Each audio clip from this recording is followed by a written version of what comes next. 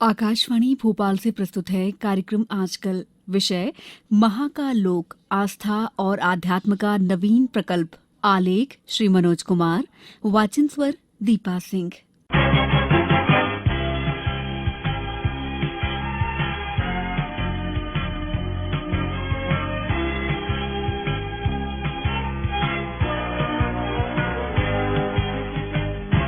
महाकाल को साक्षी मानकर उनके समक्ष नतमस्तक होकर सरकार जब खड़ी होती है तो महाकाल का आशीष बरसने लगता है। राज्य के विकास के रास्ते खुद ब खुद खुलने लगते हैं। महाकाल लोक भी महाकाल के आशीष से आरंभ हुआ है। राज्य और केंद्र के संयुक्त प्रयासों से दुनिया का सबसे आधुनिकतम धर्म, आध्यात्म और आस्था का महाकाल लोक विहंगम स्वरूप में खड़ा हो गया है। वैश्विक पैरामीटर में दुनिया के 8 अजूबे गिने गए हैं और सच में वे अजूबे ही हैं क्योंकि वे व्यक्तिगत निष्ठा के प्रतीक चिन्ह हैं। लेकिन महाकाल लोक अजूबा नहीं है क्योंकि ये लोक मंगल का वो शिवालय है, देवालय है जो सबका कल्याण चाहता है।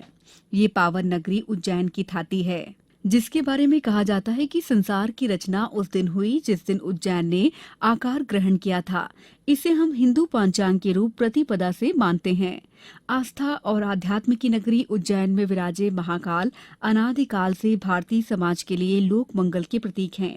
महाकाल का दरबार अर्थात मोक्ष का द्वार। समय के साथ साथ महाकाल के प्रति आमजन की आस्था और बढ़ती गई क्योंकि लोभ, लालच और स्वार्थ ने मनुष्य की सोच को छोटा कर दिया था। ऐसे में महाकाल के शरण में जाने के अलावा कोई और रास्ता इस कलयुग में शेष नहीं बचा। इहलोक से परलोक का रास्ता महाकाल की शरण से होकर ही गुजरता है।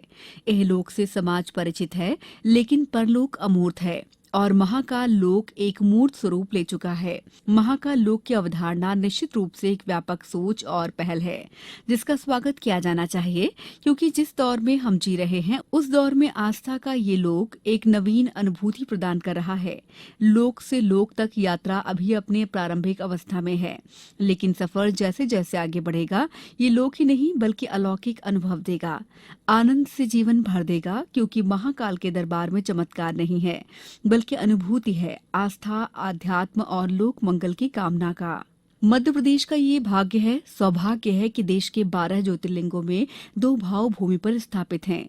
यही नहीं, उज्जैन के बाबा महाकाल की उपस्थिति इसलिए मायने रखती है क्योंकि वे दक्षिण मुखी हैं और शास्त्र बताते हैं कि ये विरल है। ऐसे में महाकाल लोक की कल्पना को यथार्थ की धरती पर उतारने का जो महाप्रयास हुआ है वो वंदनीय है। महाकाल लोक की अवधारणा सुविचारित है। ये लोकप्रियता के लिए नहीं है बल्कि महाकाल लोक उस परंपरा का निर्वाह करेगा जिसे हम भारतीय आध्यात्म परंपरा के रूप में जानते हैं। महाकाल लोक में आने वाले लोगों को अब 12 वर्षों का इंतजार नहीं करना होगा। सिंहस्थ उज्जैन का प्रमुख आकर्षण रहा है तो महाकाल लोक प्रतिदिन इस सुखद अनुभूति का साक्षी बनेगा। अब तक की सरकारों ने उज्जैन को सिंहस्थ का केंद्र बिंदु बनाकर रखा था और सिंहस्थ की पूर्णता के पश्चात 12 वर्षों की प्रतीक्षा रहती थी। ये संयोग नहीं है बल्कि उस तमाम मिथक टूटे हैं जिसे लेकर भ्रम का संसार रचा गया था। कहा जाता था कि जिस सरकार ने सिंहस्थ कराया उसकी सरकार चली जाती है, लेकिन ये मिथक टूट गया है। कहना न होगा कि महाकाल के अनन्य उपासक मुख्यमंत्री शिवराज सिंह चौहान ने नए मानक गढ़े हैं। महाकाल लोक उस आध्यात्म का अद्भुत स्थल है जहां से इंसान और ईश्वर का स्वरूप एकाकार होता है, जहां से दुनियादारी से मुक्त होकर व्यक्ति स्वयं के व्यक्तित्व को पहचान पाता है।